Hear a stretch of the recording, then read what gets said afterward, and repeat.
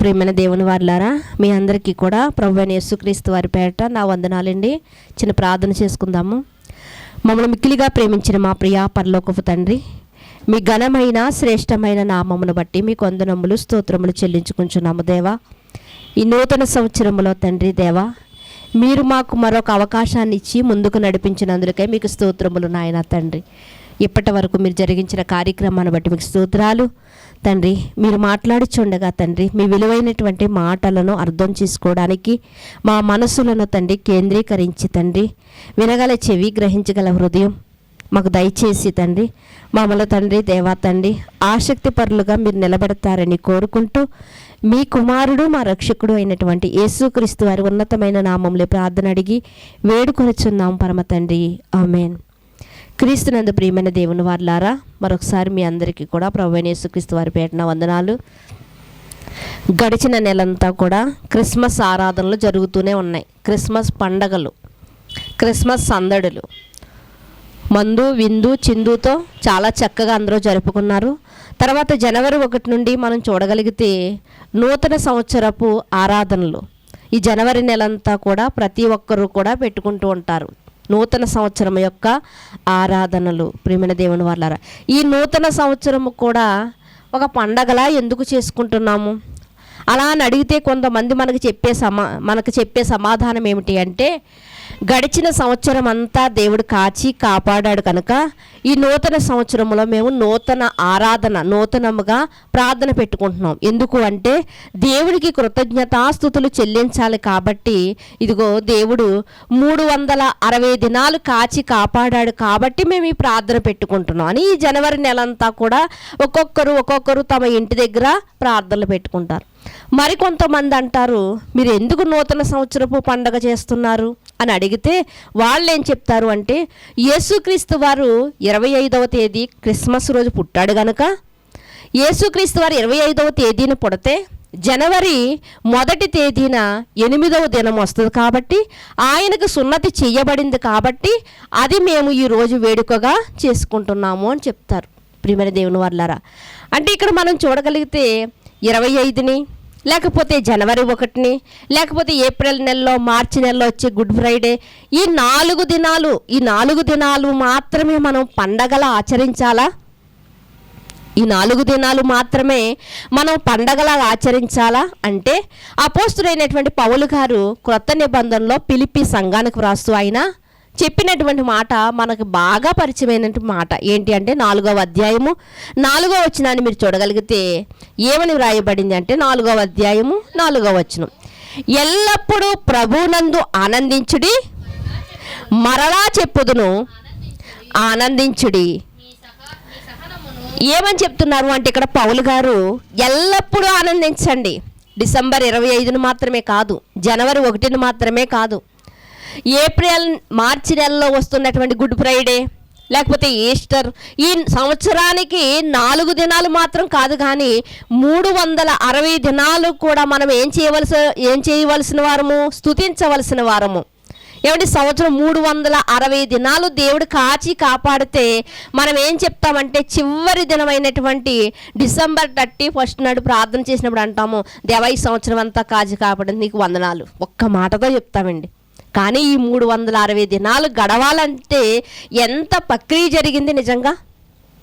మనకి కనిపించేవి కొన్నేమిటి, మనకు కనిపించినటువంటి చాలా అపాయాల నుండి కూడా దేవుడు మనల్ని కాపాడుతుంటాడు. ఒక ఆయనంట ఒక ఇనప వస్తువులను అక్కడ తీస్తూ ఉన్నారంట. తీస్తూ ఉన్నప్పుడు ఆయన తీశాడు, ఆ సామాన్లతో పాటు ఆయన వచ్చేసాడు. ఆ తీసినటువంటి ఆ సామానాన్నంట తిరగబోసినప్పుడంట అందులోంచంట ఒక త్రాసుపాము పిల్ల వచ్చిందంట. నిజంగా అవి తీస్తున్నప్పుడే అతని చేతికి తగులుంటేది అంటే ఎన్నో మనం గ్రహించినటువంటి అపాయాల నుండి కూడా దేవుడు ఏం చేస్తున్నాడు, మనకి కాపాడుతున్నాడు, మనకి ఎంతో మేలైనా చేస్తున్నాడు. అసలు ఉదయం లేస్తున్నామంటేనే, మనం సజీవంగా ఉన్నామంటేనే అది దేవుని యొక్క అంటే ప్రతి దినము కూడా మనం స్తుతించవలసిన వారమే. ప్రతి దినము కూడా మనము ఆయన్నే ఆరాధించవలసిన వారమే. అందుకునే ఫిలిప్పీ సంఘానితో చెబుతూ, మీరు కూడా అలాగా ఆచారపు పండుగలు కానీ ఒకవేళ ఆచరిస్తున్నారేమో నాయనా, అలాంటివి వద్దు, మనం ఎల్లప్పుడూ దేవుని స్తుతించేవారుగా ఉన్నాం. ఎల్లప్పుడూ ఆనందించండి దేవుని యందు. ప్రతి క్షణం కూడా మీరు మరి నిన్నటి దినమందు ఒక పేషెంట్ని చూడడానికి వెళ్ళినప్పుడు ఒక లారీని తప్పించపోయంట సైడ్కి వెళ్ళిపోయి ఒక గోతిలో పడిపోయాడంట. ఆ గోతిలో పడిపోయినప్పుడు అతని తలకి దెబ్బ తగిలింది, రక్తం గడ్డ కట్టింది. నిజంగా అలా పడిపోయినప్పుడు ఆ పక్క నుంచే మరో బస్సు కానీ, మరొక ఆటో కానీ, మరొక లారీ కానీ వచ్చిందనుకోండి, అతని పరిస్థితి ఏంటి? ఈ రోజుకు మర్చిపోయే ఉంది కదా, సజీవుల లెక్కల్లోంచి అయినా కొట్టివేయబడింది కదా. కానీ అలాంటి పరిస్థితుల్లో దేవుడు అతన్ని ఇలా ఎన్నో మనం గ్రహించలేనటువంటి విపత్తుల నుండి, ప్రమాదాల నుండి దేవుడు మనల్ని ఏం చేస్తున్నాడు అంటే ఆయన కాచి కాపాడుతున్నాడు. ప్రియమైన దేవుని వారలారా, అలాంటి ఆయనకి సంవత్సరానికి ఒకసారి మనం స్తుతించే సరిపోతుందా? సంవత్సరానికి 2 సార్లు స్తుతిస్తే సరిపోతుందా? లేదు. అందుకనే పౌలు గారు చెప్తున్నటువంటి మాట, ఎల్లప్పుడూ ఆయన యందు మీరు సంతోషించండి, ఎల్లప్పుడూ ఆయన యందు మీరు ఆనందించండి, ఎల్లప్పుడూ ఆయన్ని స్తుతించండి ఆయన మాట్లాడుతూ ఉన్నారు. ప్రియమైన దేవుని వారలారా, అంటే 360 దినాలు కూడా మనకేంటి? పండగే అండి. దేవునిలో గడిపితే. ఎందుకంటే భక్తుడు ఏమని చెప్తున్నాడు అంటే, దేవుని సన్నిధిలో ఒక్క దినము గడుపుట ఎన్ని దినాల కన్నా శ్రేష్టమంట? 1000 దినాలు. అంటే సంవత్సరం కన్నా ఎక్కువ. మరి అలా ప్రతిదినం దేవుని సన్నిధిలో గడపగలుగుతున్నాం మనం? ఒక వాక్యము ద్వారా, ఒక ప్రార్థన ద్వారా, లేకపోతే మనకు తెలిసినటువంటి సందర్భాన్ని మరొకరికి చెప్పుట ద్వారా, ఏ విషయంలో అయినా దేవుని సన్నిధిలో మనం గడపగలుగుతున్నామా? ప్రియమైన దేవుని వారలారా, అలా దేవుని సన్నిధిలో కానీ మనం గడిపిన ఎడల దేవుడు ఎంతగా మనల్ని మార్పు తెస్తాడు అంటే, కేవలం నూతన సంవత్సరం అని చెప్పుకుంటున్నటువంటి ఒక్కరోజు పండగలా కాకుండా ప్రతిదినం మన జీవితంలో పండగ. ఏమంటే పండు రుచి చూసిన వాడికే దాని టేస్ట్ తెలుస్తుందండి. అలాగే దేవునిలో అనుభవం కలిగిన వారికే, దేవుణ్ణి అనుభవిస్తున్న వారికే అది తెలుస్తుంది. ప్రియమైన దేవుని వారలారా, కనుక మరొక మాటను మనం చూసుకుందామండి. మరొక మాటని కొరింథీయులకు రాసినటువంటి 2వ పత్రిక 5వ అధ్యాయము 17వ వచనాన్ని మీరు చూడగలిగితే, 5వ అధ్యాయము 17వ వచనాన్ని మీరు చూడగలిగితే, కాగా ఎవడైనను క్రీస్తునందున్న ఎడల వాడు నూతన సృష్టి, పాతవి గతించెను, ఇవిగో కొత్తవి ఆయను. మనం అనుకుంటున్నాము నూతన సంవత్సరపు రోజున నూతన వస్త్రాలు కట్టుకుంటే, నూతనమైనటువంటి వస్తువులు కొనుక్కుంటే మనకి నూతన సంవత్సరపు పండగ వచ్చింది అనుకుంటున్నాం. చాలామంది అండి ఏదైనా కొనుక్కోవాలనుకోండి, ఎప్పుడు టార్గెట్ పెట్టుకుంటారు? నూతన సంవత్సరంలో కొనుక్కోవాలనుకుంటారు. చాలామంది బాప్తిసాలు తీసుకోవాలనుకున్నారనుకోండి, జనవరి 1నే తీసుకోవాలనుకుంటారు. ఎందుకు? నూతన సంవత్సరం కదా అంటారు. కానీ బైబిల్ గ్రంథం మనతో ఏం మాట్లాడుతుందంటే, అసలు నువ్వు నూతన వస్త్రాలు ధరించుకుంటే నూతన సంవత్సరం వచ్చినట్లు కాదు, నూతన వస్తువులను కొనుక్కుంటే నూతన సంవత్సరం వచ్చినట్లు కాదు. కానీ నువ్వు అసలు క్రీస్తునందు, ఎల్లప్పుడూ క్రీస్తునందు ఉంటే నువ్వు ఎలా ఉంటావంట? నూతన సృష్టిగా ఉంటావంట. నువ్వు ఎలా ఉంటావు అంటే నూతన సృష్టిగా ఉంటావంట. అందుకనే ఈరోజు మనం మాట్లాడుకుంటున్నటువంటి సందర్భం ఏంటంటే, నిత్యమైనటువంటి నూతనత్వం. 1వ తారీఖుని కొత్త బట్టలు కొనుక్కున్నామండి, వేసుకున్నామండి. 2వ తారీఖుని ఏమైపోద్ది? పాత బట్టలు అయిపోయినాయి, ఉతకాలి మళ్ళా దాన్ని. అయ్యో ఇది కొత్తది కదా అని మళ్ళీ బీరువాలో పెడతాం మనం. అందుకని ఈరోజు మనం మాట్లాడుకుంటున్నటువంటి సందర్భం ఏమిటి అంటే, నిత్యమైనటువంటి నూతనత్వం. ప్రియమైన దేవుని వారలారా, క్రీస్తునందు ఎల్లప్పుడూ మనం క్రీస్తునందు ఉండవలసిన వారము. క్రీస్తునందు ఉంటే మనము ఏంటంట? నూతన తత్వాన్ని తెచ్చుకుంటామంట. నూతన సృష్టి అని అక్కడ వ్రాయబడింది. క్రీస్తునందు ఉన్న ఎడల వాడు నూతన సృష్టి, నూతనంగా సృష్టింపబడినవాడు. పాత జీవితాన్ని వదిలిపెట్టి మనము బాప్తిసం ద్వారా క్రీస్తును ధరించుకుని మరొక జీవితంలోనికి మనం వస్తున్నాం. అదే క్రీస్తు జీవితం. క్రీస్తు జీవితంలోకి వచ్చినప్పుడు మనకు ఏమి గుర్తుకు రాకూడదంటే, గడిచినవి, పాతవి మనకు గుర్తు రాకూడదు. కానీ మనం కొత్త సంవత్సరంలోకి వచ్చినా సరే మనకి ఏం వస్తున్నాయి? మరలా పాతకాలపు ఆలోచనలే వస్తున్నాయి. కానీ క్రీస్తునందు నిజముగా మనం ఉన్న ఎడల క్రీస్తునందు మనము నూతన సృష్టిగా ఉంటామంట ప్రియమైన దేవుని వర్లారా. అంటే మన మనసు మారాలి, మన మనసు మారాలి. అదే రోమీలకు రాసినటువంటి పత్రికలో మనం చూడగలిగితే 12వ అధ్యాయము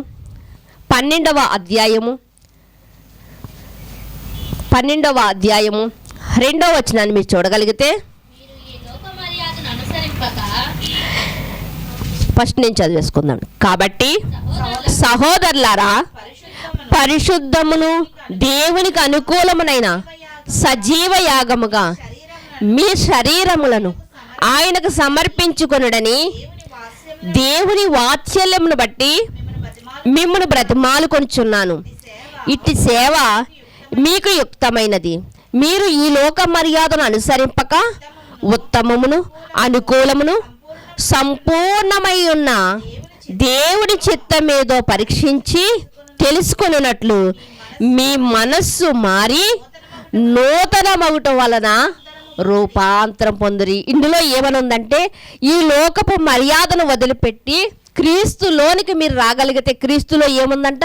ఉత్తమమైనది ఉన్నదంట. నిన్న ఒక గ్రామానికి వెళ్ళినప్పుడు అక్కడ మరి మాట్లాడుకుంటూ బైబిల్ యొక్క గొప్పతనాన్ని గురించి వారికి చెప్తూ, బైబిల్లో ఏముంది అంటే ఇదిగో ప్రతి ఒక్క విషయాన్ని గురించి వ్రాయబడింది. బైబిల్ అంటే మత గ్రంథం కాదు. బైబిల్లో ఇలాంటి విషయాలు ఉన్నాయన్నప్పుడు నిజంగా వాళ్ళంతా కూడా ఆశ్చర్యచితమైనటువంటి ముఖాలుగా వాళ్ళకి కనిపించాయండి. అంటే దేవుడు ఏం మాట్లాడుతున్నాడంటే, ఉత్తమమైనది ఎక్కడుందంట? దేవునిలోనే ఉందంట. సంపూర్ణమైనది ఎక్కడుందంట? దేవునిలోనే ఉన్నదంట. మర్యాద కలిగి, సంపూర్ణము కలిగి, అనుకూలము కలిగినటువంటి స్థితి ఎందులో ఉంది అంటే దేవునిలోనే ఉంది. లేదండి నాకు అనుకూలం కాదండి క్రీస్తులోకి వస్తే అనడానికి ఏమైనా ఉందండి? ఏమైనా బరువులు ఎత్తమంటున్నాడా? ఏమన్నా బరువులు ఎత్తమంటున్నాడండి క్రీస్తులోనికి వస్తే? లేదు. మీ మనసు మారుతుంది, మీ మనసు మారుతుంది. మీరు మాట్లాడే విధానం ఎలా ఉంది, ఇప్పుడు మీరు మాట్లాడవలసినటువంటి విధానం ఎలా ఉండాలి అన్న దాని గురించి చెప్తున్నాడు. నువ్వు ఎలా నడుచుకోవాలి, నువ్వు ఎలాంటి సమాధానాలు చెప్తున్నావు, నువ్వు ఎలాంటి స్థితిలో ఉంటున్నావు, నీ ఆలోచనలు ఎలా ఉంటున్నాయి, నీ తలంపులు ఎలా ఉంటున్నాయి, వీటన్నిటి గురించి మనకు నేర్పించేదే బైబిల్ గ్రంథం. అందుకనే ఇదంట మనకి ఏం నేర్పిస్తుందంట? ఉత్తమమైనది ఏంటో మనకు తెలియచేస్తుందంట. కాబట్టి ఇది అనుకూలమైనది. లేదండి నాకు బరువుగా ఉంది, నాకు భారముగా ఉంది అనడానికి వీళ్ళే. ముఖ్యంగా ఇందులోకి మనం రాగలిగితే మన మనస్సు మారుతుందంట. మనస్సు ఏమవుతుందంట? నూతన పరచబడుతుందంట. అంటే బట్టలు నూతనమైనవి వేసుకుంటున్నాము కానీ మనం ఏం చేయలేకపోతున్నాం? మనసును నూతన పరుచుకోలేకపోతున్నాం. క్రీస్తునందు ఉంటే నూతన సృష్టి అంట. క్రీస్తునందు ఉంటే నూతన సృష్టిగా మనం ఉండాలి అంటే మనం ఎలా ఉండాలి అంటే మన మనసులను మార్చుకోవాలి. వస్త్రం మార్చుకుంటే సరిపోద్ది అనుకుంటున్నాం మనం. అందుకునే ప్రతి సంవత్సరం కొంతమందికి ఒక సెంటిమెంట్ ఉంటుందండి. ఏంటంటే జనవరి 1వ తేదీనే నూతన వస్త్రాలు ధరిస్తే 360 దినాలు నూతన వస్త్రాలు ధరిస్తారంట. ఈ యొక్క ఆలోచన కలిగిన వారు కొంతమంది ఉంటారు. పండగల్లో కానివ్వండి, మరి ఈ సంక్రాంతి పండగల్లో కూడా ఒక రోజు సెలెక్ట్ చేసుకుని ఈ రోజు నేను నూతన వస్త్రాలు ధరించుకుంటే కలకాలం నేను ధరించుకుంటాను అన్నటువంటి సిద్ధాంతంలో ఉన్నవారు కూడా కొంచెం మంది మనకే కనిపిస్తూ ఉంటారు. ముఖ్యంగా క్రీస్తునందు ఉన్నటువంటి మనము నూతన సంవత్సరాన్ని ఒకరోజు జరుపుకుని మానివేయడం కాదు, నూతన సంవత్సరం నూతన పండగను ఆచరించి అయిపోయింది నా పండగ అనుకోవడం కాదు. కానీ క్రీస్తునందు ఉన్నటువంటి మనము ఎల్లప్పుడూ నూతన సృష్టిగా మనం మారాలి, ఎల్లప్పుడూ మనం మారాలి. అలాగే క్రీస్తునందు ఉన్నటువంటి మనము మన వస్త్రములు కాదు కానీ మన మనసులను మనం మార్చుకోవాలి. అది ఉత్తమమైనదంట, అది అనుకూలమైనదంట. అది ఎలాంటిది అంటే అది శాశ్వతమైనది. వస్త్రం ఏమన్నా శాశ్వతమైనదండి? ఎలా ధరించినా 3 నెలలు మాత్రమే, తర్వాత అది చిరిగిపోతుంది. కానీ మన మనసు ఉందో చూసారా, అది చాలా విలువైనదండి. దాన్ని మాత్రం మనం మార్చుకోవాలి. లేదండి ఈరోజు కొంచెం మార్చుకున్నాను, నూతన సంవత్సరం రాగానే చాలామంది క్రైస్తవులు చేసే పని ఏంటంటే చాలా వాగ్దానాలు చేసుకుంటారండి. ఏంటి అంటే, ఇదిగో నేను ఈ రోజు నుంచి బైబిల్ని చదువుతాను, నూతనమైనటువంటి వాగ్దానాలు చేసుకుంటారు. నేను ఈ యొక్క 56 ఆదివారాల్లో ఒక ఆదివారం కూడా మానకుండా దేవుని సన్నిధికి వస్తాను, ప్రతిరోజు కొంత సమయాన్ని దేవునికి కేటాయిస్తాను, నేను ఎక్కడెక్కడ దేవుడి యొక్క కార్యక్రమాలు జరిగినా నేను పాలు పొందుతాను, నేను అన్నింటిలో నేను సహకరిస్తాను, చాలా వాగ్దానాలు చేస్తూ ఉంటారండి రాజకీయ నాయకుల వలె. కానీ ఒక వారం లేకపోతే 2 వారాలు గడిచేసరికి ఏమైపోతాయండి? చేసిన ప్రమాణకాలు నీట కలిసిపోతాయి. నీటిలో కలిసిపోయినవి కనిపిస్తాయా? నీటి మీద రాసిన రాతలు కనిపిస్తాయా? గాలిలో రాసిన రాతలు కనిపిస్తాయా? క్రైస్తవుని వాగ్దానాలు కూడా ఈరోజు అట్టి రీతిగానే ఉంటున్నాయి ప్రియమైన దేవుని వారలారా. ఇక్కడ మనం చూడగలిగితే మన కళ్ళ ముందు కనిపిస్తున్నటువంటి ఒక గొంగరి పురుగును చూడండి. అది గూటిలోనికి వెళ్ళిపోయి కొన్ని దినాలు గూటిలోనే ఉండి మరలా తిరిగి వచ్చేటప్పుడు తన రూపాన్ని మార్చుకుని వస్తుంది. ఏ రూపం అది? సీతాకోక చిలుకగా మార్చుకుని వస్తుంది. అలా మార్చుకుని వచ్చిన తర్వాత మరలా ఒక నెల పోయిన తర్వాత మరలా గొంగర పురుగుగా మారుతుందా? మారట్లేదండి. అది గొంగర పురుగుగా ఉన్నటువంటి తన స్వభావాన్ని మార్చుకుంది, తన రూపాన్ని మార్చుకుంది, మరలా తిరిగి గొంగర పురుగుగా మారట్లేదు. కానీ మనం మాత్రం జనవరి నెలలో మార్చుకుంటాం మనసు, మరలా ఫిబ్రవరి వచ్చేటరికి మరలా మనసు మార్చుకుంటాం. ఏ మనసు? మరలా పాత మనసే వస్తూ ఉంటుంది. దేవుడు కోరుకునేది ఇది కాదు. దేవుడు కోరుకునేది ఎప్పుడు సంచలత్వాన్ని ఎప్పుడు దేవుడు కోరుకోలేదు, చంచలత్వాన్ని ఎప్పుడు దేవుడు కోరుకోలేదు ప్రియమైన దేవుని వారలారా. కనుక ఆయన కోరుకునేది ఏంటంటే న్యాయము, యథార్థత. నువ్వు మాట ఇచ్చావంటే మాటకి కట్టుబడి నువ్వు ఉండాలి. ఒక్కసారి నీ మనసును మార్చుకున్నావా, ఆ మనసును అట్టి రీతిగానే నువ్వు కాపాడుకోవాలి. అందుకునే అంటాడు, రక్షణ పొందినటువంటి నీవు నీ రక్షణనంట చివరి వరకు నువ్వు కాపాడుకోవాలంట. బరువులు ఎత్తమంటలేదు, బాధ్యతలేమి నీకు అప్పగించట్లేదు, కానీ నీ మనసుని నీ స్వాధీనమందు ఉంచుకోమని. రాజ్యాన్ని స్వాధీనపరుచుకున్న రాజులు ఉన్నారంటే కానీ మనసును స్వాధీనపరచుకోవడానికి ఎవ్వరూ కూడా రావట్లేదంట. ప్రియమైన దేవుని వారలారా, ఇక్కడ మనం చూడగలిగితే ఒక గొంగరి పురుగు తన స్వభావాన్ని మార్చుకుని మంచి స్వభావంలోకి వస్తుంది, అందరూ మెచ్చుకునే సీతాకోక చిలుకగా మారుతుంది. మరలా తను అసహించుకునే జీవితంలోకి మరలా తిరిగి చూడట్లేదు. కానీ మాత్రం మరలా మానవ జీవితం మాత్రం మరలా ఎక్కడికి వెళ్తుందంటే పాత జీవితంలోకే వెళ్తుంది. నిన్నటి దినమందు ఆ ప్రార్థనలో ఒక తల్లిగారు చెప్తున్నారు, ఇదిగో ఈయన చాలాలైంది బాప్తిసం తీసుకున్న భర్త, నేనైతే మారలేదు కానీ నా భర్త, కానీ మరలా ఇప్పుడు ఏం చేస్తున్నాడంట, ఎప్పుడో విడిచిపెట్టినటువంటి మరలా ఆ మందుకు బానిస అవుతున్నాడు అని చెప్తోంది. నిజంగా ఎంత ఆశ్చర్యం! నిజంగా ఒకసారి వదిలిపెట్టేసిన తర్వాత, ఒకసారి ప్రతిష్ఠించుకున్న తర్వాత మరలా జీవితంలోకి వెళ్ళడం అంటే కుక్క తన వాంతికి తిరిగినట్లే రాయబడింది కదండి బైబిల్లో. ఎప్పుడైతే విడిచిపెట్టిన స్వభావాన్ని మరలా ధరించారో కుక్క తన వాంతికి తిరిగినట్లే అంటున్నారు. కడగబడినటువంటి పంది మరలా బురదలోనికి వెళ్ళినట్లే అని బైబిల్ గ్రంథంలో రాయబడిందండి. బైబిల్ గ్రంథంలో రాయబడింది ప్రియమైన దేవుని వారలారా. ఒకసారి మీరు చూడగలిగితే లూకాసు వార్త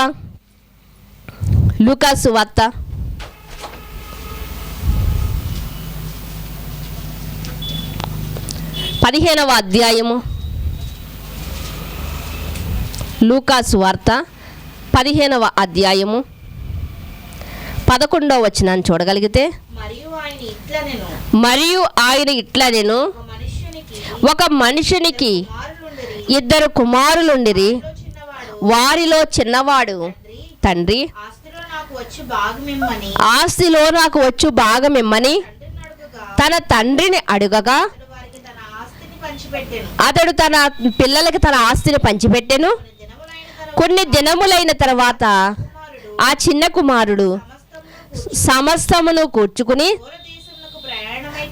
దూరదేశమునకు ప్రయాణమైపోయి అచ్చట తన ఆస్తిని దుర్వ్యాపారం వలన పాడు చేసును. అంతయు ఖర్చు చేసిన తర్వాత ఆ దేశమందు గొప్ప కరువు రాగా ఇబ్బంది పడసాగి వెళ్ళి ఆ దేశస్థుల్లో ఒకరి చెంత చేరెను. అతడు పందులను మేపుటకు తన పొలములోనికి వానిని పంపెను. వాడు పందులు తిను పొట్టతో తన కడుపు నింపుకొన ఆశపడెను గాని ఎవడును వానికి ఏమీ ఇయ్యలేదు. చాలండి. ఇక్కడ ఒక తండ్రికి 2 కుమారులు ఉన్నారంట. అందులో చిన్నవాడు వచ్చి, నాన్న నాకు రావలసినటువంటి వాటా నాకు ఇచ్చే, ఎందుకంటే నీవు ఇచ్చినటువంటి ఆస్తితో నేను వ్యాపారం చేసుకుంటాను, బాగుపడతాను, నేను వేరే దేశానికి వెళ్ళిపోతాను అని చెప్పినప్పుడు తండ్రి అనుకున్నాడు, పోన్లే నా కుమారుడికి బాధ్యతలు అబ్బుతాయి, నా కుమారుడు అభివృద్ధి పొందుతానంటే నేను ఎందుకు ఆటంకపరచాలని కుమారుడు పంపించాడు. తన ఆస్తంతా పట్టుకుని వెళ్ళాడంట. ఆస్తంతా పట్టుకుని వెళ్ళాడు. ఆస్తంతా దుర్వ్యాపారం చేశాడంట. దుర్వ్యాపారం. మనకు ఆలోచన లేకపోవచ్చండి, కానీ ఎవడో కూడా సాతాను రూపంలో వస్తూ ఉంటాడు. ఇదిగో ఈ డబ్బును రెట్టింపు చేయాలంటే ఇదిగో ఈ పని చేద్దాం, ఆ పని చేద్దాం. ఏదో ఒక విధంగా చిన్న కుమారుడు దగ్గర ఉన్నటువంటి ఆస్తంతా కూడా నీళ్ల వలె కరిగిపోయిందంట. అలాంటప్పుడు ఆ చిన్న కుమారుడంట ఒక పనికి కుదిరాడంట. ఏంటా పని అంటే పందుల్ని మేపడం. ఆ పందులు మేపుతున్న టైంలో అతనికి ఆహారం కూడా లేదంట. పోనీ పందులు తింటున్నటువంటి పొట్టు తిందామంటే అది కూడా ఈయనకు దొరకట్లేదంట. అలాంటప్పుడు ఈ చిన్న కుమారుడు ఏమనుకుంటున్నాడు అంటే ఆ 19వ వచనంలో మనం చూడగలిగితే 17వ వచనం చూద్దామండి. అయితే బుద్ధి వచ్చినప్పుడు వాడు, నా తండ్రి యొద్ద ఎంతో మంది కూలివాండ్లకు అన్నం సమృద్ధిగా ఉన్నది, నేనైతే ఇక్కడ ఆకలికి చచ్చిపోవచ్చున. నా తండ్రి ఇంటి దగ్గర ఎంతో మంది పనివారికి నా తండ్రి ఆహారాన్ని ఇస్తున్నాడు, సమృద్ధిగా ఉంది ఆహారం పనివారికి, కానీ నేను ఇక్కడ ఆకలితో చచ్చిపోతున్నాను. ఏంటి నా పరిస్థితి? ఎప్పుడు గ్రహించాడో తెలుసా అండి? బుద్ధి వచ్చినప్పుడు అతడు తెలుసుకున్నాడు. అలా తెలుసుకున్న తర్వాత అతడు అనుకుంటున్నటువంటి మాట, అతడు నిర్ణయము ఎలా ఉంది అని మనం చూడగలిగితే, నేను లేచి నా తండ్రి వద్దకు వెళ్ళి, తండ్రి నేను పరలోకములకు విరోధముగా నీ ఎదుట పాపము. ఎప్పుడైతే ఆలోచన వచ్చిందో అండి, మనకు కూడా కొన్ని మార్లు మనకి ఇలాంటి ఆలోచనలు వస్తాయి. నేను మాట్లాడుతున్నటువంటి మాట తప్పు కదా, నేను చేస్తున్నటువంటి పని తప్పు కదా అనుకుంటాం. చిన్నదే కదా అని మరలా మనం ఏం చేసుకుంటాం, కవర్ చేసేసుకుంటూ ఉంటాం. చిన్నదే కదా అని కవర్ చేసుకుంటాం. కానీ ఈయన ఏంటి, బుద్ధి వచ్చిందంటే బుద్ధి వచ్చినప్పుడు అయ్యో నేను వెళ్తే నా తండ్రి నన్ను చేరతీస్తాడా అని అనుకోలేదండి. అనుకోకుండా ఈయన ఏమనుకుంటున్నాడు అంటే, నా తండ్రి దగ్గరికి వెళ్తాను. ఎప్పుడైతే బుద్ధి వచ్చిందో వెంటనే నా తండ్రి దగ్గరికి నేను వెళ్తాను. తండ్రి, పరలోకమందు ఉన్నటువంటి దేవునికి విరోధముగా నీ ఎదుట నేను పాపం చేశాను. చూసారా, పరలోకమందున్న తండ్రికి వ్యతిరేకముగా నీ ఎదుట నేను పాపం చేశాను. ఇక మీదట నీ కుమారుడుగా ఉండడానికి నేను అర్హతను కోల్పోయాను. కాబట్టి నీ పని వారిలో ఒక్కనిగా నన్ను చేర్చుకో అని అడుగుతున్నాడు. అలా అడగాలనుకుని తను వెంటనే బయలుదేరాడు.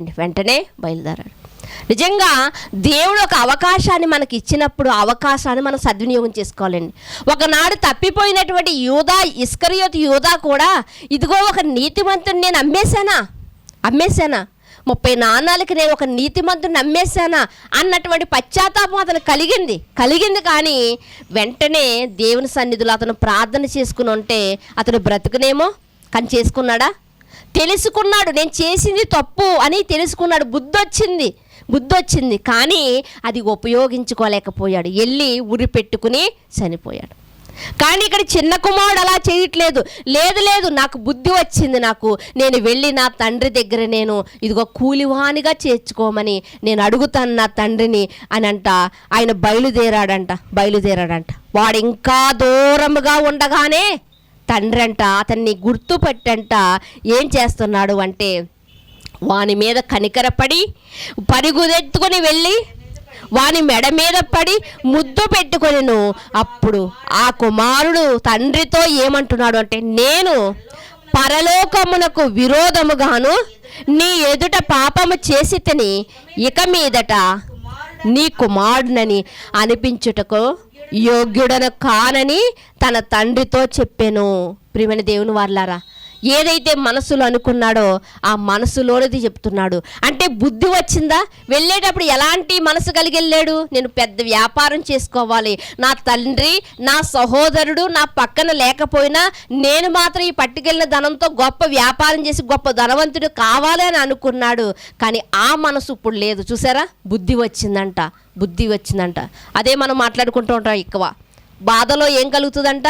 బోధ కలుగుతుందంట. రోగం వచ్చి మంచం ఎక్కుట వలనంట మనమంట ఎన్నో ఆలోచనలోనికి వెళ్తామంట, బుద్ధి తెచ్చుకుంటామంట. చాలామంది అంటారు ఏ రోగము లేకుండా వెంటనే కన్ను మూసేయండి అనుకుంటారు. లేదండి, రోగం వచ్చి మంచం ఎక్కితేనే మనం చేసినటువంటి పనులేంటో మనకు రిపీట్ అవుతూ ఉంటాయి మంచం మీద ఉండగా. అప్పుడు మనం ఏం చేస్తాం? పశ్చాత్తాపపడతాం. నిజంగా అలాంటి పశ్చాత్తాపం ఇతనికి ఎప్పుడు కలిగింది అంటే, తిండి లేనప్పుడు, ఎవరు ఆదరించేవారు లేనప్పుడు, ఎవరో హక్కును చేర్చుకునేవారు లేనప్పుడంట ఇతనికి ఏం కలిగింది అంటే బుద్ధి కలిగింది. మనసు మార్చుకున్నాడు. అప్పుడు బోధింపబడిందంట. అప్పుడు నా తండ్రి, నేను నీ ఎదుట నేను కుమారుడుగా ఉండలేను కాబట్టి నన్ను ఒక దాసునిగా నువ్వు చేర్చుకో. నేను పాపం చేశాను, దేవుడికి విరోధముగా, నీకు విరోధముగా నేను పాపం చేశాను అన్నప్పుడు తండ్రి ఏమంటున్నాడో తెలుసా అండి? పరుగున వెళ్ళి హక్కుని చేర్చుకున్నటువంటి తండ్రి మెడ మీద ముద్దు పెట్టుకుని తండ్రి అంటున్నాడు, ఇదిగో ఒక దాసుని పిలిచాడంట, రండి, త్వరగా రండి, ప్రశస్తమైన వస్త్రాన్ని నా కుమారుడికి ధరింపచేయండి. పందులు మేపేవాడంటే వస్త్రాలు ఎలా ఉండుంటాయి? నిజంగా ప్రశస్తమైన వస్త్రాన్ని ధరించండి, ఒక ఉంగరాన్ని వెంటనే నా కుమారుడికి ధరింపచేయండి. నా కుమారుడు చచ్చిపోయి బ్రతికాడు, తప్పిపోయి దొరికాడు నా కుమారుడు. కాబట్టి నా కుమారుడు నిమిత్తము ఈరోజు నేను గొప్ప పండగ చేస్తున్నాను. అంటే తప్పిపోయినటువంటి తన కుమారుడు తప్పిపోవడం అంటే, ఇదిగో బుద్ధి లేనివాడుగా తప్పిపోయాడు, బుద్ధి కలిగిన వాడుగా వచ్చాడు. మనసులో చెడును పెట్టుకుని వెళ్ళిపోయాడు, మనసు మార్చుకుని వచ్చాడు. తప్పిపోయాడు. టోటల్గా చెప్పాలి అంటే చచ్చిపోయి మరలా బ్రతికాడు. ఎందులో చచ్చిపోయాడు? దురాశలో చచ్చిపోయాడు. మంచి మనసు కలిగి మరలా బ్రతికాడు. ప్రియమైన దేవుని వర్లారా, అలా బ్రతికినటువంటి తన కుమారుడు నిమిత్తం అతడంటే ఏం చేస్తున్నాడంట? పండగ చేస్తున్నాడంట, విందుని చేస్తున్నాడంట. ఇక్కడ మనం ఆలోచించవలసినటువంటి విషయం ఏంటంటే, అతనికి మారు మనసు కలగడానికి కొన్ని దినాలు పట్టింది. నిజంగా తండ్రి హక్కుని చేర్చుకున్నాడు. ఈరోజు కూడా మనం మనస్సు మార్చుకోగలిగితే మన దేవుడు మనల్ని హక్కును చేర్చుకోవడానికి ఆయన సిద్ధముగా ఉన్నాడు. ఆ పరలోక వైభవాన్ని విడిచిపెట్టడానికి యేసుక్రీస్తు వారు ఇష్టపడ్డారు అంటే, ఈరోజు పాపపు ఆలోచనలతో ఉన్నటువంటి ఈ మనసును విడిచిపెట్టడానికి మనం సిద్ధంగా లేదేమిటండి? మనం సిద్ధముగా లేదేటి? మన కళ్ళ ముందు ఉన్నటువంటి పక్షులు, మన కళ్ళ ముందు ఉన్నటువంటి కొన్ని జీవులు, ఏమంటే ఈ మనసు రావాలంటే కొంచెం కష్టం కలగాలి. చిన్న కుమారుడి కష్టం కలిగిందా? తిండి లేని పరిస్థితి, ఒంటి మీద గుడ్డలు లేని పరిస్థితి, గూడు లేని పరిస్థితి, ఇవన్నీ కలిగిన తర్వాత ఈ కుమారుడికి ఏం కలిగింది? బుద్ధి కలిగింది. అవన్నీ వచ్చేంత వరకు కాదండి, అవన్నీ రాకముందే దేవుడు మనతో మాట్లాడుతున్నటువంటి మాట ఏంటంటే, నీ మనస్సును మార్చుకో, నీ మనసును నూతనపరచుకో, నీ మనసును నూతనపరుచుకో, నీ మనసును మార్చుకుంటే, నువ్వు మార్చుకోకపోతే నేను మరలా నిన్ను గద్దించి నిన్ను ఒక త్రోవగా తీసుకొచ్చేంత వరకు వద్దు, కానీ ముందే నీ మనసును నువ్వు మార్చుకో అని దేవుడు మనతో మాట్లాడుతున్నాడు. ఈ తప్పిపోయినటువంటి కుమారుడిని మనం చూడగలిగితే ప్రియమైన దేవుని వారలారా, తండ్రి అంటున్నాడు, నా కుమారుడు చనిపోయి బ్రతికాడు. మనము ఈ గతించినటువంటి 24వ సంవత్సరం గతించింది. ఆ సంవత్సరంలో మన యొక్క బుద్ధి ఎలా ఉంది, మన యొక్క జ్ఞానం ఎలా ఉంది, మన పద్ధతులు ఎలా ఉన్నాయి, మన ఆలోచనలు ఎలా ఉన్నాయి, మన తలంపులు ఎలా ఉన్నాయి, ఇవన్నిటిలో మనం చచ్చిపోయి ఒకవేళ నూతన సంవత్సరమే అనుకుంటే, ఈ నూతన సంవత్సరంలో ప్రియమైన దేవుని వారలారా, మనం నూతనముగా మరలా సిద్ధపాటు కావాలి. ఇప్పుడు నూతన క్యాలెండర్ వచ్చిందని సంతోషపడుతున్నాము. నూతన క్యాలెండర్ని కాస్త మనం మరలా సంవత్సరం వచ్చేసరికి మరలా బయట పారేస్తాం. నూతన వస్త్రాలు వచ్చినాయి సంతోషపడుతున్నాము.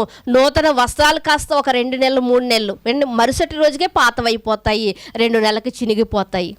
కానీ నీకు వచ్చిన నూతన మనసు ఉంటుంది చూసారా, ఆ నూతన మనసు చినిగిపోయేదా, చీకిపోయేదా కాదండి, అది శాశ్వత కాలం ఉండేది. ప్రియమైన దేవుని వారు, శాశ్వత కాలం ఉండేది, లోకానికి నిన్ను తీసుకువెళ్ళేది. అందుకునే కదా ఎప్పుడైతే నూతన మనసు వచ్చిందో చిన్న కుమారుడికి, ఎక్కడికి వెళ్ళాడండి? తండ్రి హక్కును చేర్చుకున్నాడంట. ఎక్కడికి వెళ్ళాడండి? తండ్రి దగ్గరికి వెళ్ళాడంట. ప్రశస్తమైన వస్త్రాన్ని ధరించాడంట, చేతికి బంగారపు ఉంగరం తొడిగింపబడిందంట. ఎందుకో తెలుసా అండి? అతను మనసు మార్చుకున్నాడు కనుక.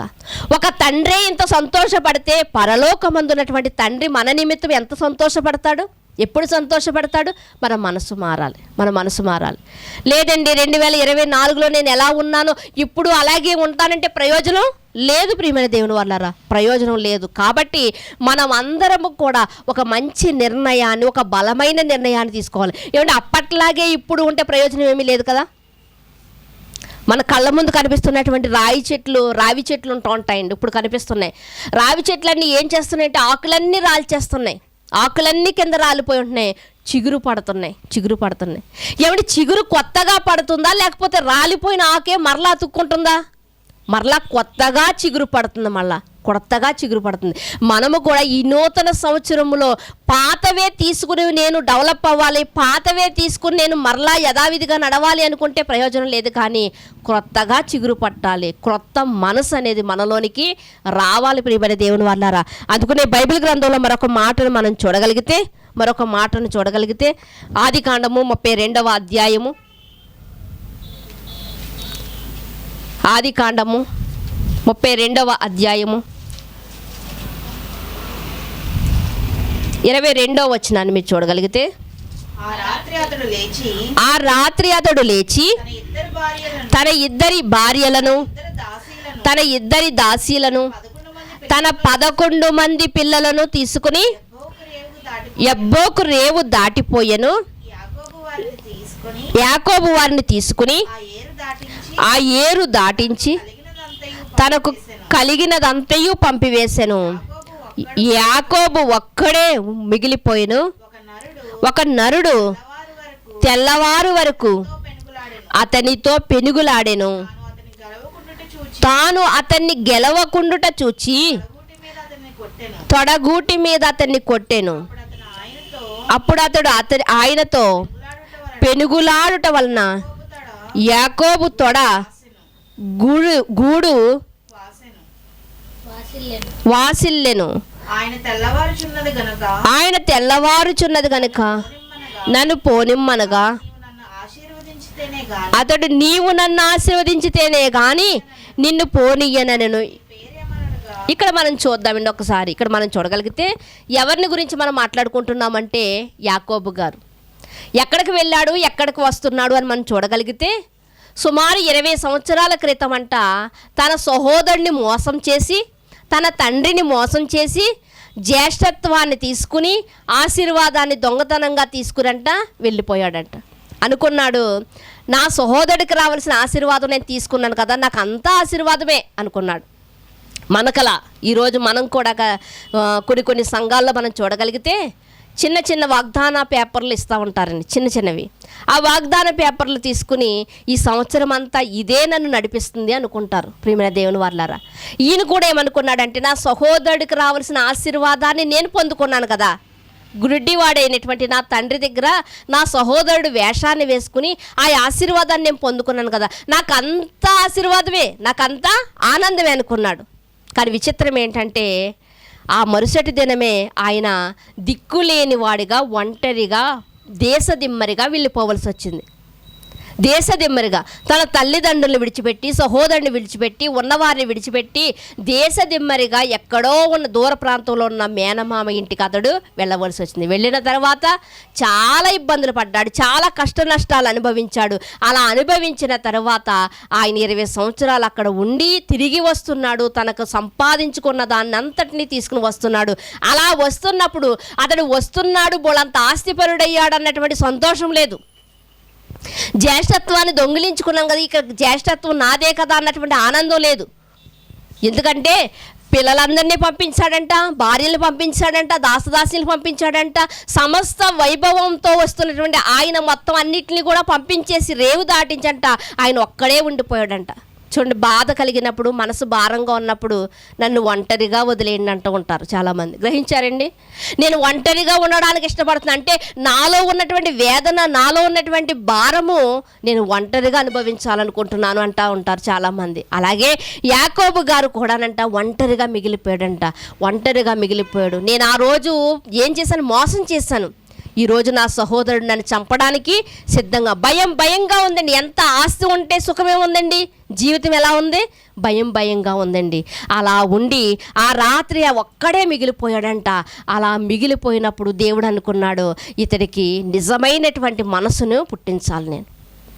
అనుకున్నాడు. దేవదూత వచ్చిందంట, ఆయనతో పెనుగులాడుతుందంట. ఇద్దరు పెనుగులాడుతున్నారంట. పెనుగులాడుతున్నప్పుడు అప్పుడు దేవదూత అడుగుతుంది, నీ పేరేంటి అని అడుగుతుంది. అప్పుడు చెప్తున్నాడండి, 20 సంవత్సరాల క్రితం వెళ్ళేటప్పుడు తండ్రి అడుగుతున్నాడు, మందదృష్టి కలిగినటువంటి తండ్రి అంటున్నాడు, నాయనా నీ పేరేంటంటే ఏం పేరు చెప్పాడండి? తన సహోదరుడి పేరు చెప్పాడు. తన పేరు చెప్పలేదు ఆ రోజు, తన సహోదరుడి పేరు చెప్పాడు.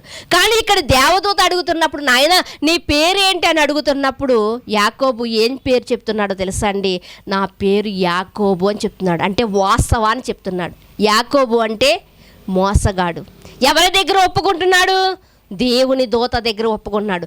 నేను మోసగాడిని అని ఒప్పుకుంటున్నాడు. పెనుగులాడుతున్నాడు, నీవు నన్ను ఆశీర్వదించు. మరి ఇంతకుముందు ఆశీర్వాదం పొందాడు కదా, ఇంతకుముందు జ్యేష్ఠత్వాన్ని తీసుకున్నాడు కదా.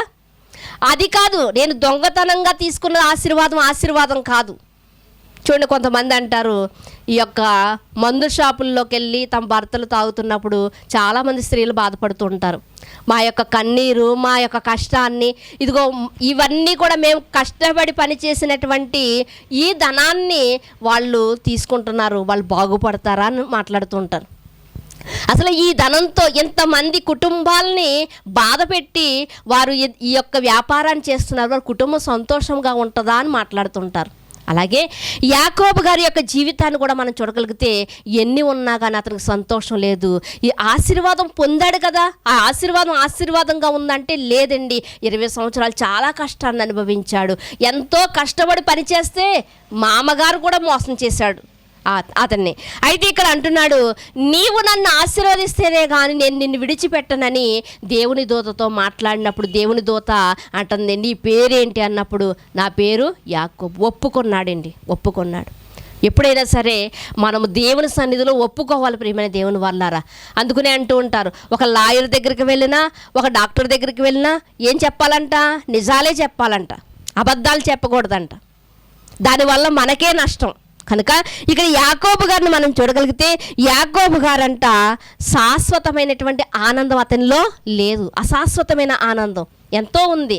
11 మంది కుమారులు కన్నాడు, ఒక కుమార్తెని కన్నాడు, అయినా కూడా ఇతనికి ఆనందం లేదు. ఆ ఆనందం ఒకవేళ ఉన్న ఈ రాత్రి కాలమందు, ఇదిగో ఈ రేవు దాటితే నా సహోదరుడు నన్ను ఎదుర్కొంటాడు, నేను అతనికి చేసిన మోసం ఎంత అంతా కాదు, నన్ను చంపేస్తాడు అన్నటువంటి పిరికితనం ఉంది, భయం ఉంది. అంటే అతని ఆనందం శాశ్వతమైందా? కాదు. అతని ఆశీర్వాదం శాశ్వతమైందా? కాదు. అందుకనే అంటున్నాడు, నాకు ఆశీర్వాదం కావాలి, నిజమైన ఆశీర్వాదం దేవుడు ఇవ్వాలి, నాకు ఆశీర్వాదం కావాలన్నప్పుడు నీ పేరు ఏంటంటే నేను ఒక మోసగాడిని అని చెప్పినప్పుడు అప్పుడు దేవుని దూత ఏమంటుందంటే, ఇక మీదట నీ పేరు యాకోబు కాదు, ఏ పేరు? ఇశ్రాయేలు. దేవుడిచ్చేది ఏదైనా శాశ్వతంగా ఉంటుందండి. నీ పేరు ఇశ్రాయేలు అని దేవుని దూత చెప్పినప్పుడు ఇశ్రాయేలు నిజంగా ఒక తరానికి కాదండి, 2 తరాలకు కాదండి, ఇప్పటికీ కూడా ఆ పేరు పిలువబడుతుంది. ఇశ్రాయేలీలు ఎక్కడి నుండి వచ్చారు? యాకోబులో నుండే వచ్చారు. యాకోబులో నుండే గోత్రాల వారిగా వారు ఎంపిక చేయబడ్డారు. యాకోబు గారి దగ్గర నుండి ఇశ్రాయేలు వచ్చారు. ప్రియమైన దేవుని వాళ్ళారా, ఇదిగో తన పిల్లల్ని, తన కుటుంబాలని తీసుకుని యాకోబు ఎక్కడికి వెళ్ళాడంట? ఐగుప్తు దేశానికి వెళ్ళాడంట. అక్కడి నుంచే వచ్చిన వారు వీళ్ళందరూ కూడా ఇశ్రాయేలీలు. అంటే ఇశ్రాయేలీలు అంటే ఎవరి సంతానము? యాకోబు గారి సంతానం. ఎక్కడి నుండి వచ్చింది ఆ పేరు? యాకోబు గారి దగ్గర నుండి వచ్చింది. అంతకుముందు మోసగాడుగా ఉన్నప్పుడు అతని ఆనందం శాశ్వతంగా లేదు. ఎప్పుడైతే ఇశ్రాయేలుగా మార్చబడ్డాడో, మనసు మారిందో అన్నీ మంచి జరుగుతున్నాయండి. అన్నీ మన స్వార్థంతోనూ మన కక్షతోనూ ఏదో సాధించారంటే ఏది మనం సాధించలేమండి. ఒక దొంగతనంగా తెచ్చినటువంటి ధనం అతనికి ఏమి ఇవ్వదంట? సంతృప్తిని కలిగించదంట. ఒక దొంగతనంగా తీసుకున్నది ఏదైనా కూడా అతనికి ఏం కలగదంట? శాశ్వత ఆనందాన్ని ఇవ్వదంట. ఈ యొక్క ఇశ్రాయేలు అయినటువంటి యాకోబు గారి జీవితంలో కూడా ఈ దేవుడిచ్చిన ఆశీర్వాదం శాశ్వత కాలం ఉంది. ఇప్పటికీ కూడా ఇశ్రాయేలు అని పిలువబడుతుంది, ఇశ్రాయేలు దేశం అని పిలువబడుతుంది. అంటే నిజంగా శాశ్వతమైన పేరుని దేవుడు అతనికి ఇచ్చాడు. ప్రియమైన దేవుడు అంటే దీనికి ముఖ్యమైన కారణం ఏంటి అంటే మారు మనసు. నేను మోసగాడిని ఒప్పుకున్నాడు. నాకు నీవిస్తేనే ఆశీర్వాదం, నాకు శాశ్వతమైన ఆశీర్వాదం. మనసు మార్చుకున్నాడండి. ఒక తప్పిపోయినటువంటి, లేకపోతే పాడైపోయినటువంటి ఆ చిన్న కుమారుడు ఎలా అయితే ఈ చేతిలో ఉన్నటువంటి ధనంతో శాశ్వతమైన ఆనందాన్ని పొందలేదండి. అది డబ్బు ఉన్నంత వరకునే, తర్వాత బాధ, తర్వాత కడుపు ఆకలి. కానీ తండ్రి దగ్గరికి వచ్చిన తర్వాత శాశ్వతమైన ఆనందాన్ని పొందాడు. అలాగే ఇశ్రాయేలు అనబడినటువంటి యాకోబు గారు కూడా ఎప్పుడైతే తన మనసును మార్చుకున్నాడో అప్పుడే తన ఆనందాన్ని పొందగలిగాడు. ఇదిగో తన సహోదరుడు చంపడానికి రావాల్సినటువంటి సహోదరుడంట పరుగున వచ్చి ఇతన్ని హత్తుకున్నాడంట, మెడ మీద ముద్దు పెట్టాడంట.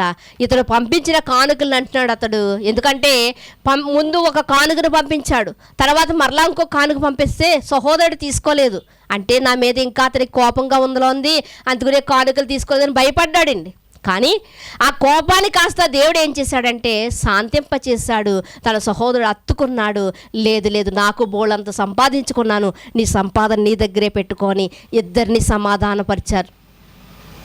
దేవుడిచ్చే ఆశీర్వాదం ఎలాంటిది అంటే ఇలాంటిదే అండి. తాత్కాలికమైనటువంటి ఆనందం అయితే అది కాదు ప్రియమైన దేవుని వారలారా. అన్నీ సంపాదించినప్పటికీ కూడా ఆది కాండములో యాకోబు గారి జీవితాన్ని మనం చూడగలిగితే ఎలా ఉంది అంటే ఆయన జీవితము చాలా బాధాకరంగా ఉంది. ఒక దాస్యం చేసిన వాడుగా మరి సుమారు 14 సంవత్సరాలు కొలువు చేశాడండి. సుమారు 14 సంవత్సరాలు అతడు కొలువు చేసినట్లుగా మనకి కనిపిస్తూ ఉంది ప్రియమైన దేవుని వారలారా. ఎప్పుడైతే తెల్లవారినప్పుడు ఆశీర్వాదం పొందాడో తన జీవితంలో కూడా వెలుగు వచ్చింది, తన మనసు కూడా నూతన పరచబడి ఉన్నట్లుగా మనకు కనిపిస్తూ ఉంది ప్రియమైన దేవుని వారలారా. అయితే మరొక మాటను కూడా మనం చూడగలిగితే రాజుల గ్రంథము 15వ అధ్యాయము, మొదటి రాజుల గ్రంథము 15వ అధ్యాయము 4-5 వచనాలను మనం చూద్దామండి. దావీదు హిత్తీయుడైన ఊరియా సంగతులయందు తప్ప తన జీవిత దినములన్నీ యెహోవా దృష్టికి యథార్థముగా నడుచుకొనెను. యెహోవా అతనికి ఇచ్చిన ఆజ్ఞలలో దేని విషయమందును తప్పిపోకుండెను గనుక దావీదు నిమిత్తము అతని తరువాత అతని కుమారుని నిలుపుటకును యెరూషలేమును స్థిరపరచుటకును అతని దేవుడైన యెహోవా యెరూషలేమునందు దావీదునకు దీపముగా అతన్ని ఉండనిచ్చెను.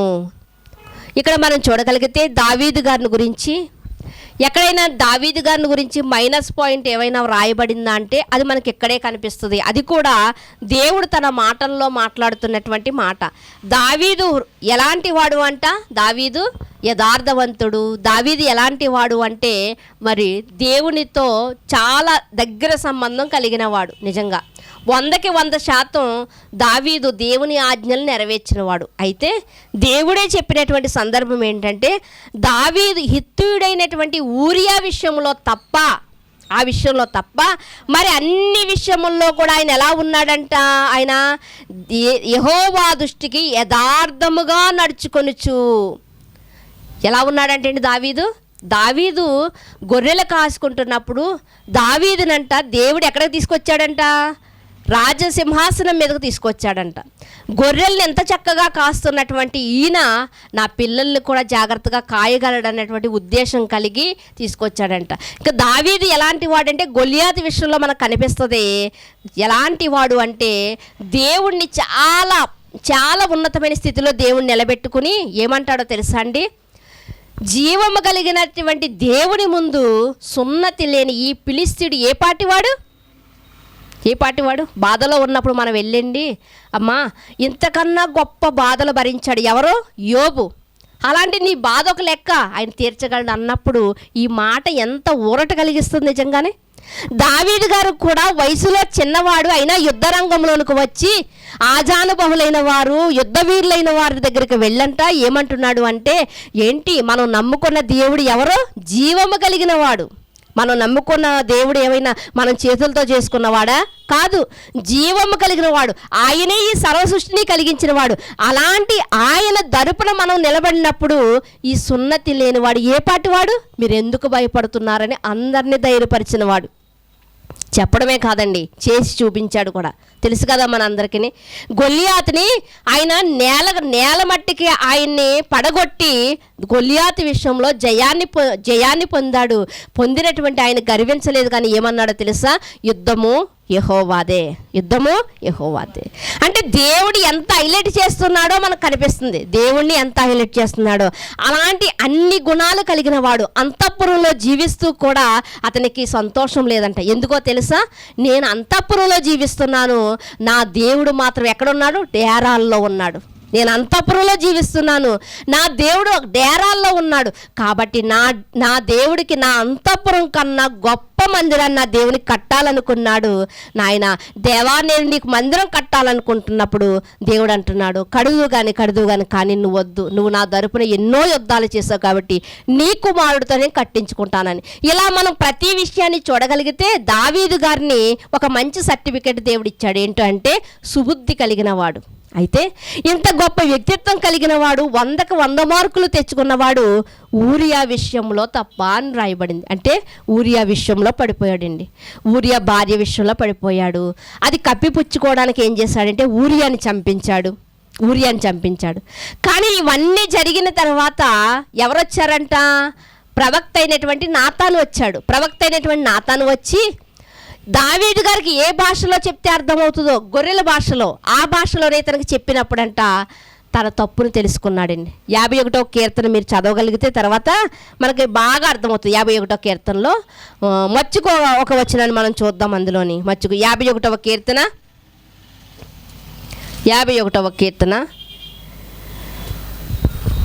10వ వచనాన్ని చూడగలిగితే, దేవా నా యందు శుద్ధ హృదయమును కలుగచేయము, నా అంతరంగములో స్థిరమైన మనసును నూతనముగా పుట్టించుము. నీ సన్నిధిలో నుండి నన్ను త్రోసివేయకము, నీ పరిశుద్ధాత్మను నా యొద్ద నుండి తీసివేయకము. నీ రక్షణ ఆనందము నాకు మరలా పుట్టించుము, సమ్మతి గల మనసు కలుగచేసి నన్ను దృఢపరచుము. ఏమంటున్నాడండి? రక్షణ ఆనందం మరలా నాకు పుట్టించిన ఆయన, సమ్మతి గల మనస్సు మరలా నాకు మారు మనసు దయచే. 100లో ఉన్నటువంటి ఇతను 0కి వచ్చాడండి. ఏ విషయంలో? ఒక్క తప్పిదములో. మనము కూడా అనుకుంటుంటాము, అన్నిట్లో నేను భక్తిగానే ఉన్నాను కదా, అన్నిట్లో నేను బాగానే ఉన్నాను కదా, ఈ చిన్న తప్పే కదా, ఈరోజు ఆదివారం మానేస్తే ఏమైందిలే, ప్రతి ఆదివారం ప్రతిరోజు వెళ్తున్నాను కదా, దూరంగా ఈరోజు ఆ మీటింగ్కి వెళ్ళకపోతే ఏమైందిలే, దేవుడు ఏమనుకోలే అనుకుంటూ ఉంటామండి. దావీదు గారి విషయంలో కూడా ఒక చిన్న తప్పండి. ఆ చిన్న తప్పుకి 100 మార్కుల్లో ఉన్నవాడు 0 మార్కుల్లోకి వచ్చేసాడు. ఈ 0 మార్కుల్లోంచి మళ్ళా 100 మార్కుల్లోకి వెళ్ళాలంటే దావీదు గారంట ఎంత కన్నీరు కార్చాడంటే తన పొరుపు కూడా తేలిపోతుందంట కన్నీరు. దేవా, నేను కాల్చిన కన్నీరు నీ బుడ్డిలో ఉంచబడ్డాయ్యా అని ఈ యొక్క 51వ కీర్తన మొదటి మాటల్లో మీరు చూడగలిగితే, ఎప్పుడంట? దావీదు బెత్షెబా యొద్దకు వెళ్ళిన తరువాత నాతాను అనే ప్రవక్త అతని దగ్గరికి వచ్చి అతనికి బుద్ధి చెప్పిన తరువాత రాయబడినది ఇది. బుద్ధి చెప్పిన తర్వాత అతడు ఏం నేర్చుకున్నాడు అంటే, నేను తప్పిదం చేశాను, నేను పాపం చేశాను, ఈ పాపంలోనే నేను ఉండిపోకూడదు, ఈ తప్పిదాన్ని నేను సరిదిద్దుకోవాలనంట ఎంత కన్నీరో కార్చాడంట, ఎంత పశ్చాత్తాపమో పొందాడంట. దేవుని పాదాలు పట్టుకుని బ్రతిమలాడుకుంటున్నాడంట. అయ్యో, ఎలాగా తప్పు జరిగిపోయింది కదా, ఎలాగా నేను చర్చి మానేశాను కదా, ఎలాగా నేను లోకంలో కలిసిపోయాను కదా అని ఉండిపోలేదండి. ఎవరు ఉండిపోయారు అలాగా? యూదా ఇస్కరియోతు అలాగే ఉండిపోయాడు. నేను అలాగా అప్పగించేశాను కదా, నేను ఇంక ఎంత ఏడిస్తే మాత్రం దేవుడు నన్ను మారుస్తాడు, నాకు చావే గతి అనుకున్నాడు. వెళ్ళి ఉరి పట్టుకుని చనిపోయాడు, జీవితాన్ని కోల్పోయాడు. ప్రియమైన దేవుని వారలారా, కానీ దావీదు గారు అలా అనుకోలేదంట. ఆయన ఈ 51వ కీర్తన అంతా మీరు చదవగలిగితే ఎంత చక్కగా ఉంటుందంటే, ఆయన అంటున్నాడు, ఇదిగో 7వ వచనంలో చివరి మాటతో మీరు చూడగలిగితే, ఈ సోపుతో నా పాపం పరిహరింపుము, హిమము కంటే నేను తెల్లగా నుండునట్లు నీవు నన్ను కడుగు. దేవా, నన్ను కడుగయ్యా. ఒక అపరాధమును చేశాను నేను, నా శరీరం ఉండలేకపోయింది, నా మనసు ఆగలేకపోయింది, మనసుకి ఎలాంటి స్వభావం ఉందంట? అడియాసలు కలిగి తిరుగుతుందంట. మనం ఇక్కడే ఉంటాం, కానీ మన మనసు ఎక్కడికి వెళ్ళిపోద్ది? అమెరికా వెళ్ళిపోద్ది. మన మనసు ఎక్కడికో వెళ్ళిపోతుంది. అలాంటి మనసుని నేను ఆ రోజు కంట్రోల్ చేసుకోలేకపోయానని తను ఎంతగా పశ్చాత్తాప పొందినట్లుగా ఈ యొక్క అధ్యాయంలో మనకి కనిపిస్తూ ఉంటుంది ప్రియమైన దేవుని వారలారా. అందుకని చూడండి 17వ వచనంలో మీరు చూడగలిగితే ఏమంటున్నాడు అంటే 16 నుంచి చూద్దామండి. నీవు బలిని కోరువాడవు కాదు, కోరిని ఎడల నేను అర్పించేదను. ఒకవేళ నా పాపానికి, నేను చేసిన పాపానికి నువ్వు 100 గొర్రెలు బలిచ్చే అంటే దేవుడు ఇచ్చే స్తోమత ఉంది ఆయనకి. నువ్వు చేసిన పాపానికి ఇదిగో 1000 కోళ్ళు బలించే అంటే ఇచ్చే స్తోమత ఉంది. కానీ కోళ్ళను బట్టి, మేకలను బట్టి, గొర్రెలను బట్టి మన పాపము పోదు, మన పాపం పోదు. దావీదు ఎవరు? మహారాజు అండి. దావీదు మహారాజు దేవుని మందిరమే బంగారంతో కట్టాలనుకున్నాడంటే ఎంత ఉన్నత స్థితిలో ఉన్నవాడు ఆలోచించండి, ఎంత ధనవంతుడు ఆలోచించండి. ఈరోజు అనిల్ అంబానీ వాళ్ళ కుటుంబంలో వివాహానికి నిజంగా మరి ఎంత వైభవంగా జరిగించారు అంటే వాళ్ళకు ఉన్నటువంటి స్తోమతను బట్టి. వాళ్ళ దగ్గరికి వచ్చిన వారు సినీ యాక్టర్లు కూడా వాళ్ళకి ఇచ్చిన బహుమానములు లక్షలు కాదండి, కోట్లలో బహుమానాలు ఇచ్చారు. ఎందుకు ఇచ్చారు? వాళ్ళకి స్తోమతకు తగ్గట్టుగా మనం కూడా వాళ్ళకి గిఫ్ట్ ఇవ్వాలి అని.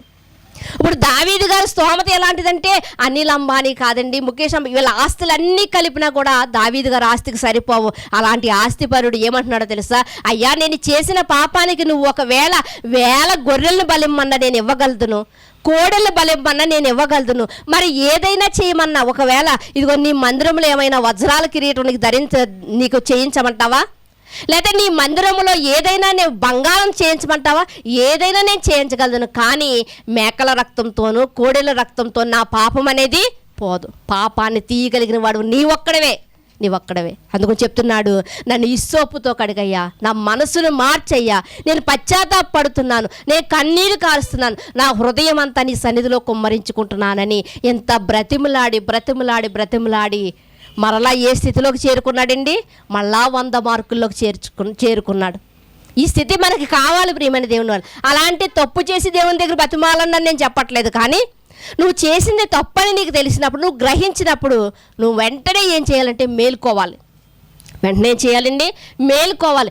లేదు తప్పు జరిగిపోయిందిలే, ఇంకెలా ఉంటాను అనుకోవడానికి వీలు లేదు ప్రియమైన దేవుని వాళ్ళరా.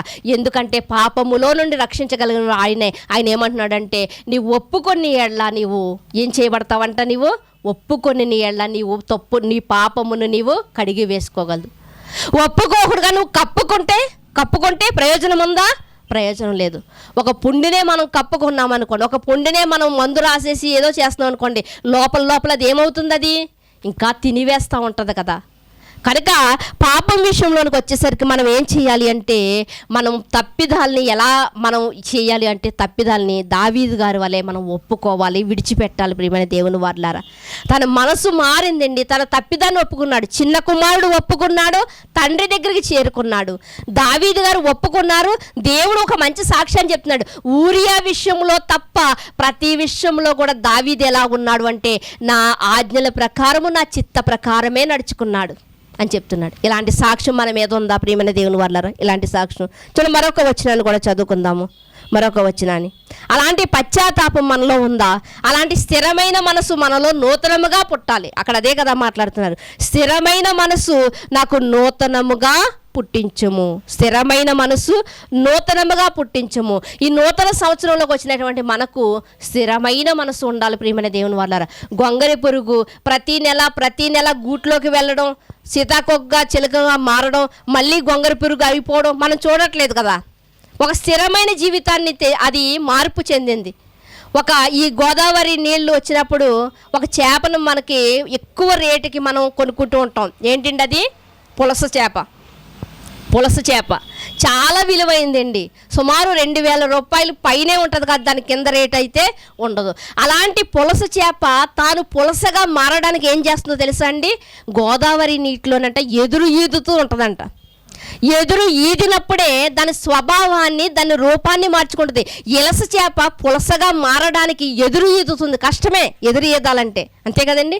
ఎదురు ఈదాలంటే చాలా కష్టమే, కానీ ఎదురు ఈదుతుంది, తన స్వభావాన్ని మార్చుకుంటుంది. మరి గోదావరి నీళ్ళు కొత్త నీరు అయిపోయిన తర్వాత మరలా పాత నీరు ఉన్నప్పుడు మరలా ఇలసగా మారిపోతుందా? పులస లేదు, పులసగానే ఉంటుంది. అలాగే స్థిరమైనటువంటి రూపాన్ని ఎలా తెచ్చుకుంటుందో మనము కూడా ఈ నూతన సంవత్సరంలోకి వచ్చినటువంటి మనము ఇదిగో ఒక వారం పోయిన తర్వాత మరలా పాత మనసు రాకూడదండి. ఇదే స్థిరమైన మనసు, ఇదే నూతన మనసు. ప్రియమైన దేవుని వారలారా, చూడండి లూకాసు వార్తలో మనం చూడగలిగితే 19వ అధ్యాయం మనకు తెలిసినటువంటి సందర్భమే. లూకాసు వార్త 19వ అధ్యాయము 1వ వచనాన్ని ఒకసారి చూద్దామండి. లూకాసు వార్త 19వ అధ్యాయము 1వ వచనం. ఆయన సంచరించుచు యెరికో పట్టణములో ప్రవేశించి దాని గుండా పోవుచుండగా ఇదిగో సుంకపు గుత్తదారులను ధనవంతుడైన జక్కయ్యను పేరుగల ఒకడు యేసు ఎవరో అని చూడగోరెను కానీ పొట్టువాడై ఉండెను. జనులు గుంపు కూడి చాలండి. ఇక్కడ మనం చూడగలిగితే ఇక్కడ చివరి వచనాన్ని చూద్దాం. చివరి వచనాన్ని చూద్దాం. ఐదో వచనాన్ని చూద్దాం.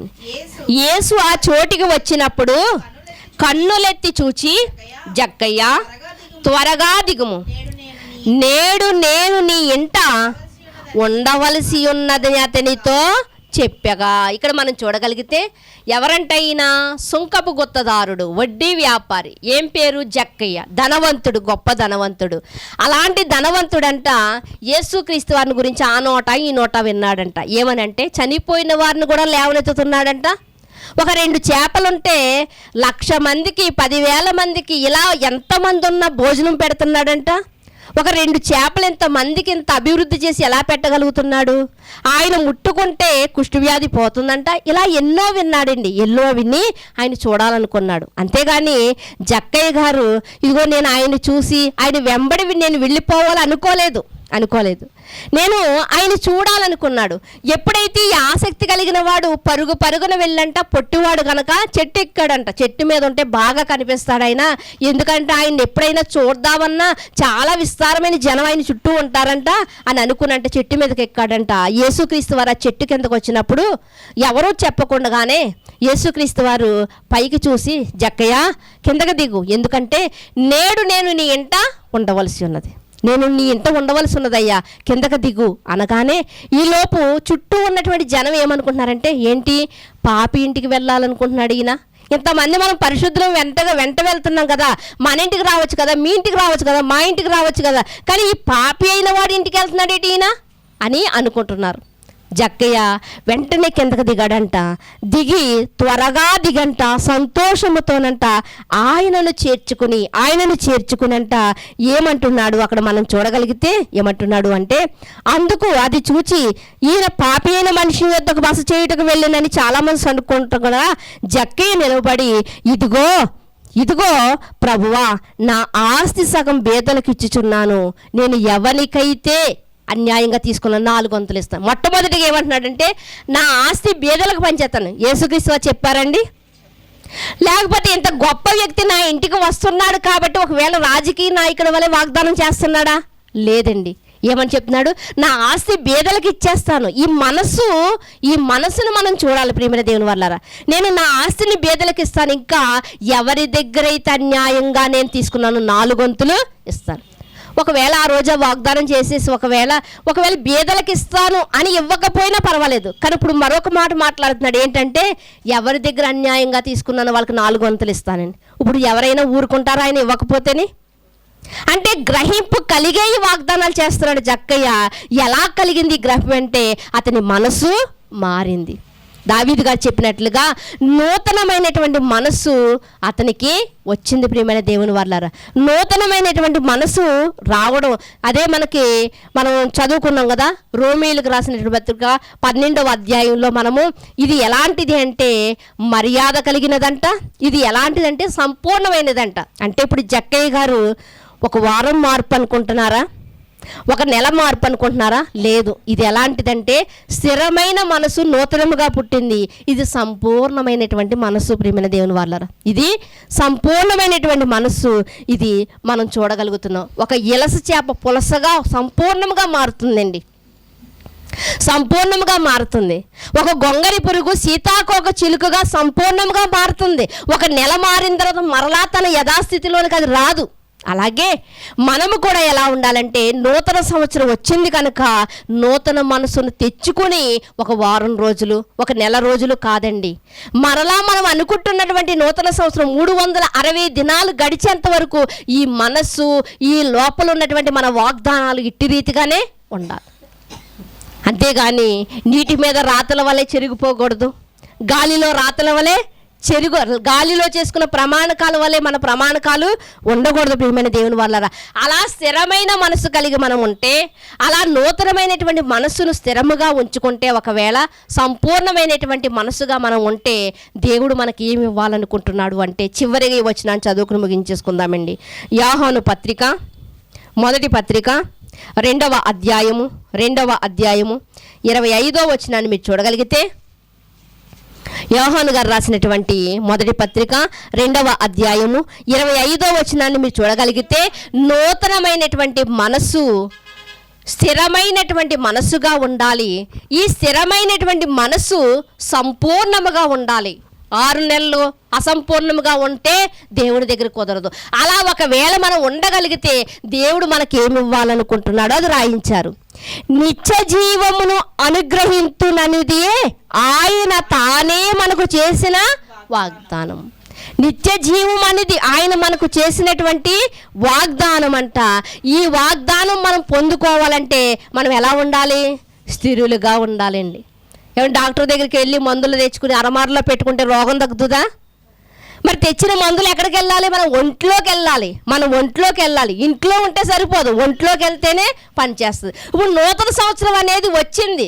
ముగ్గు పెట్టినా వచ్చింది, ముగ్గు పెట్టకపోయినా వచ్చింది, కేకలు వేసినా వచ్చింది, కేకలు వేయకపోయినా వచ్చింది. ఇది నువ్వు ఎలా ఉన్నా, నువ్వు మంచం మీద ఉన్నా, నువ్వు తిరుగుతున్నా, నువ్వు ఆనందంగా ఉన్నా, ఎలా ఉన్నా 360 దినాలు గడిచిపోతూనే ఉంటాయి. నువ్వు నిద్రలో ఉన్నా గడిచిపోతూనే ఉంటాయి. కానీ అసలైంది ఏంటి అంటే, దేవుడు తానే వాగ్దానం చేశాడంట మనకి. ఏంటంటే నిత్య జీవం ఇస్తానని. ఈ నిత్య జీవం అనేది మనం పొందుకోవాలంటే మనకేం కావాలంట? నూతనమైనటువంటి మనస్సు ఎలా ఉండాలంట? మనకి నూతనముగా పుట్టాలంట. అది స్థిరముగా ఉండాలంట. అది ఎలా ఉండాలంట? అది శాశ్వతముగా ఉండాలి. చంచల మనసు కలిగి వారమో 2 వారాలో నెల ఉండిపోయేటట్లుగా అది ఉండకూడదు. మన కళ్ళ ముందు ఉన్నటువంటి ఒక చేప మనకు నేర్పిస్తుంది, మన కళ్ళ ముందు ఉన్నటువంటి ఒక గొంగరి పురుగు చిలుకగా మారి మనకు నేర్పిస్తుంది. ఇవన్నీ చూసినా మనము స్థిర మనస్తత్వం లేని వారిగానే ఉంటున్నాం. స్థిర మనస్తత్వం లేని వారికి ఏమని ఉంటున్నాం. కానీ అలాంటి నూతన సంవత్సరములో నూతన మనసును పొందుకుని స్థిరమైన వారిగా ఉండి మనము ఎలా ఉండాలి అంటే, శాశ్వతమైనటువంటి లోకానికి, నిత్య జీవానికి మన వారసులుగా మనమందరము కూడా వెళ్ళాలని, అలాంటి రీతిగా దేవునికి ఇష్టమైన రీతిగా మనం అందరం ఉండాలని, ఆ నిత్య జీవం పొందాలంటే నూతన మనసు కంపల్సరిగా అందులో అందరికీ రావాలని కోరుకుంటూ ఈ నా మాటలు ముగిస్తున్నాండి. ప్రార్థన చేసుకుందాం. మమ్మల్ని మిక్కిలిగా ప్రేమించినటువంటి మా ప్రియ పరలోకపు తండ్రి, మీ ఘనమైన శ్రేష్టమైన నామమును బట్టి మీకు వందనములు నాయన.